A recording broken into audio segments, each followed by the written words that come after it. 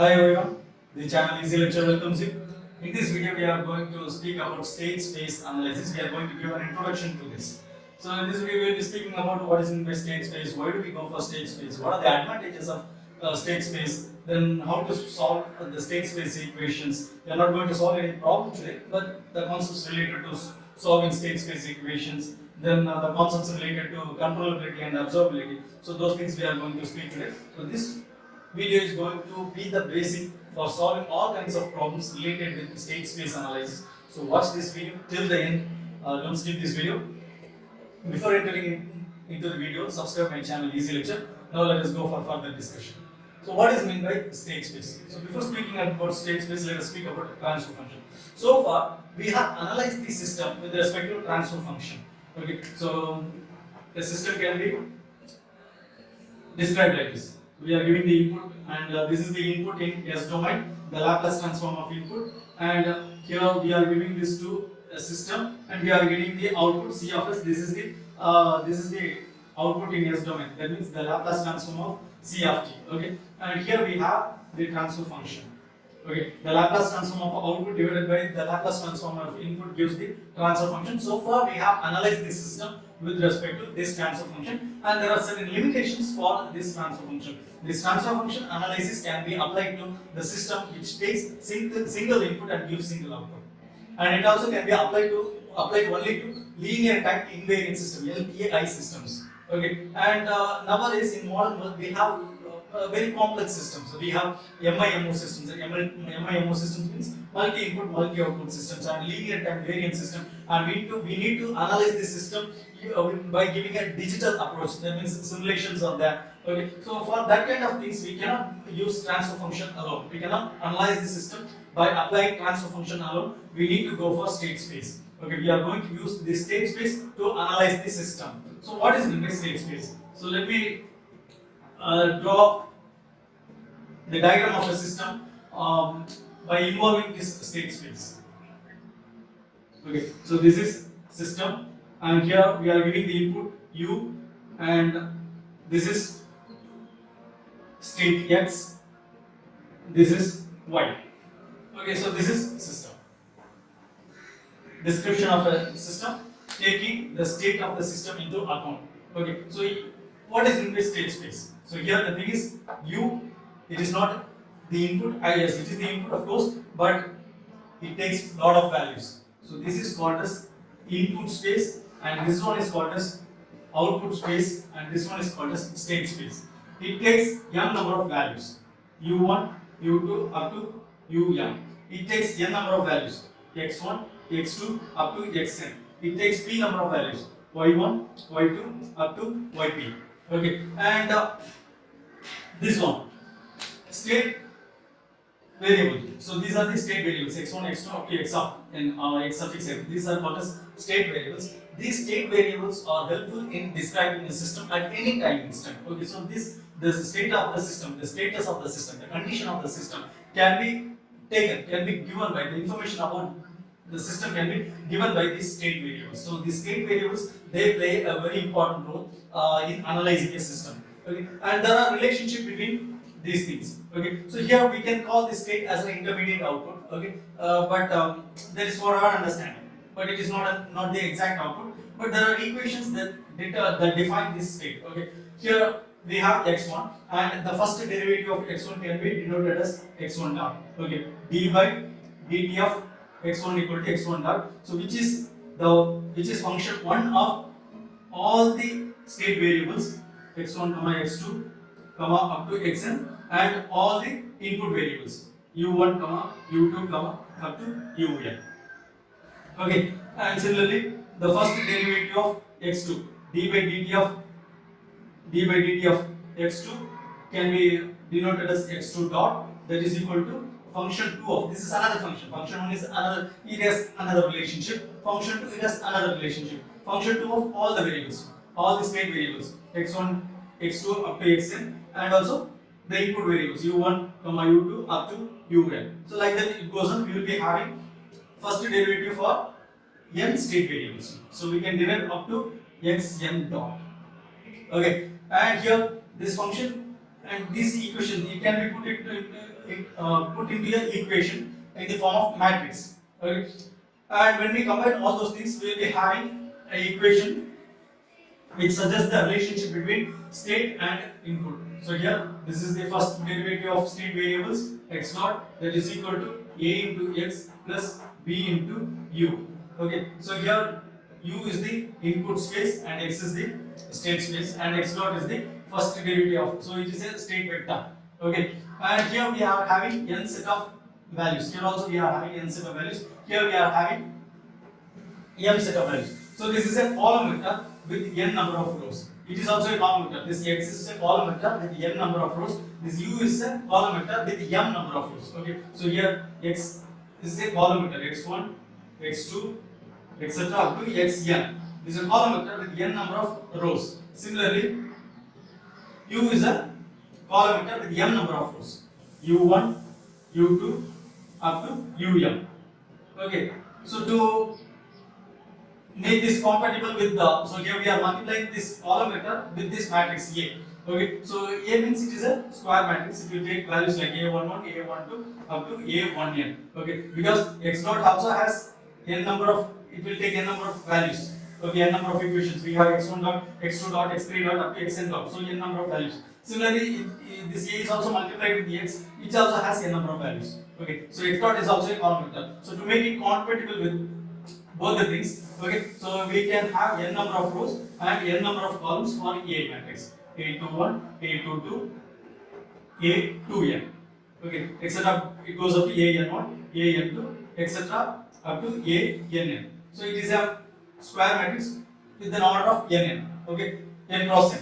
Similarly, this matrix B, it should be compatible with the x dot, and also it should be compatible with U for matrix multiplication. Since it is multiplied with this U, which has n number of, sorry, not n, it is m number of rows, it should have m number of columns. We should be of the order of, it should have m number of columns, and number of rows, it should be equivalent to the number of rows of the number of values that x dot takes. So that is n. Okay, so B is a matrix of the order n cross m. Okay. Similarly, we can derive the equation for output also, output vector also. We can derive the relationship for them also, and that equation can be written as y is equal to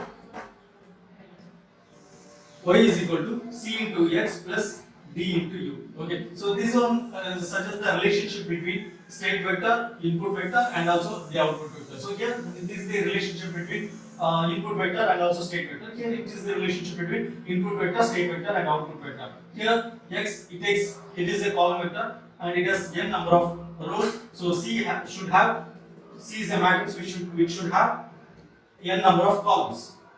Okay, and P has y has y takes p values. It is a column vector with the p number of rows. Okay, so C should have p number of rows. Okay, so C should be of the order of p cross n, and D, it should be compatible with U. Okay, for matrix multiplication, and U has m number of rows, so D should have m number of columns. U has m number of rows. Since U has m number of rows, D should have m number of columns, and number of rows that D can take should be equal to the number of columns of Y. Okay, number of equations that number of values that Y takes. So Y takes p number of values, so p cross m. Okay, and A, it is n cross m. So it is of the order of n cross m. Okay, so here A is called as system matrix. Okay, this A is called as system matrix of the order n cross n, and B is called as input matrix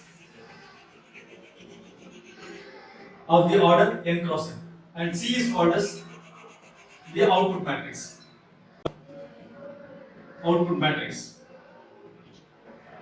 And D is called as transmission matrix.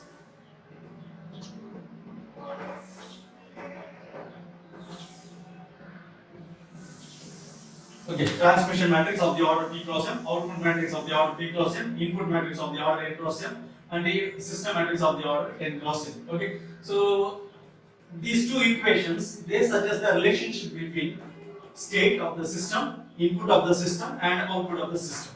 Okay, so this equation is called as state equation, and this equation is called as output equation. And together they are called as state model. Okay. So in the exams, questions related to this will be asked, construct a state model for the given a system may be given in the form of block diagram or in the form of equation. For that we have to design. We have to construct state model. So constructing state model or designing state model is nothing but deriving these two equations for the given system. Okay, so that is constructing a state model. Okay. So here these equations can be represented in the form of block diagram also, and that we call as state diagram. So we can draw the state diagram for this. So normally the input to the system is U. U is the input to the system. Okay, and this input to the system is multiplied with B. So it is transferred to the block B. U is transferred to the block B. Okay, and then it should be added with AX. And so we are introducing a summer here, and here we are adding this B U. So here the output of this point is B into U, and that should be added with AX. So that means here we should get AX. Okay, and BU plus AX gives X dot. So the output of this summer is X dot. Okay, and the relationship between X dot and X is the derivative of X. The first derivative of X is X dot. So from X dot we can derive X by integrating X dot. So we are integrating X dot. So output of this integrator is X.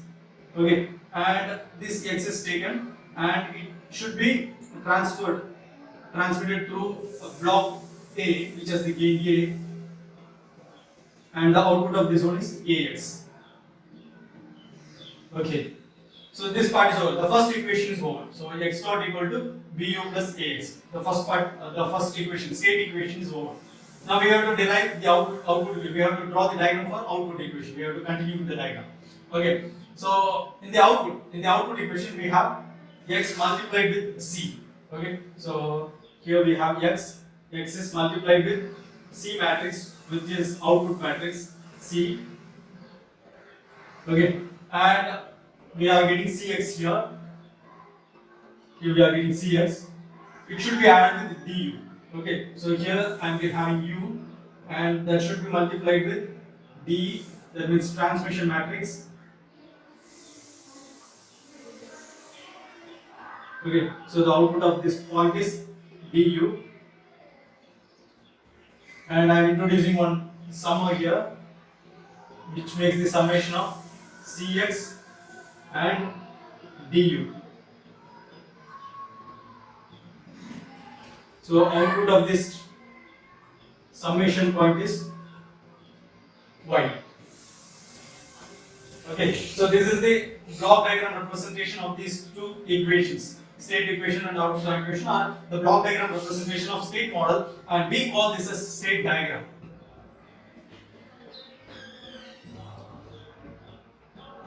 Okay, so this is what we call as state diagram. And then there are many ways by which the state can be represented. The state X can be represented.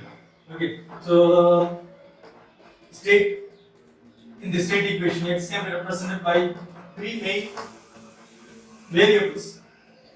So the first one is physical variables. So state can be state representation can be made by three main ways. They are physical variables. So physical variables like for an electrical system it is current and voltage, and for mechanical system it is displacement, then velocity, then acceleration, then phase variable. It can also be represented by phase variable, and also it can be represented by canonical variable. And we will be dealing with all the problems. So here the state will be represented by physical variable. For that we have to derive the state model. Or phase variable we have to derive state model. Or canonical variable we have to construct state model. Now let us look into the solution of state equation. Okay. So solution of state equation. So we know that the equation can be classified into two types as homogeneous equation and non-homogeneous equation. So homogeneous equation means in the right hand side we will be having 0, and non-homogeneous equation means we will be having some values in the right hand side. For a homogeneous equation, the state equation, okay, state equation, we are dealing with state equation. The state equation can be given as x of t is equal to e power a t into x naught. Okay, so this is zero initial condition. Okay, x naught is under zero initial condition. This is the solution of state equation. Solution of state equation, which is a homogeneous equation.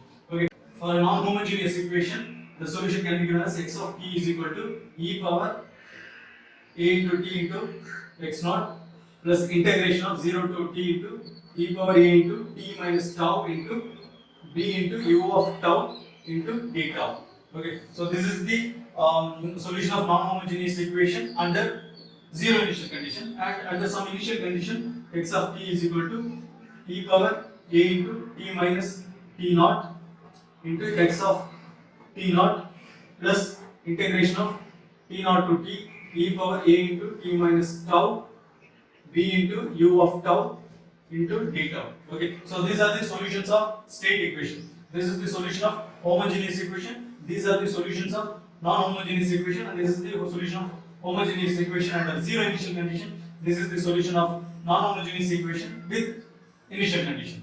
Okay, this is one thing. Then apart from this, we will be having problems related to this, and e power 80 is an important parameter here. It is called as a transition matrix, and here this can be denoted as e power 80 can be denoted as pi of t, and we have certain properties related to this transition matrix, and that will be discussed while solving problems. Next, we shall touch the concepts related with controllability and observability. So, in state space analysis, this is an important thing. For a given system, we have to analyze the controllability and observability of the system. So, controllability means how far the system is controllable by controlling the states. Okay, by controlling the state of the system, how can we control the system? How can we make the system to arrive at the desired output, desired value? So that is called as controllability. Observability means to what extent the state of the system is observable or measurable. So to what extent we can measure the states of the system. Okay, we have a lot of states. We have states from x1 to xn. Okay, and how many those state variables are measurable. So that gives the observability of the system. Okay, so with this we have given a rough introduction about state space analysis, and I hope this video will be highly helpful or highly useful to solve the problems related with the state space analysis. So hereafter we won't be discussing any theoretical part related to state space analysis. We will be directly entering into the problems, and through those problems we will touch the remaining concepts, and we will clarify those concepts very clearly. And with this I round up this video. Meet you again in another video. Until then, bye. Thank you.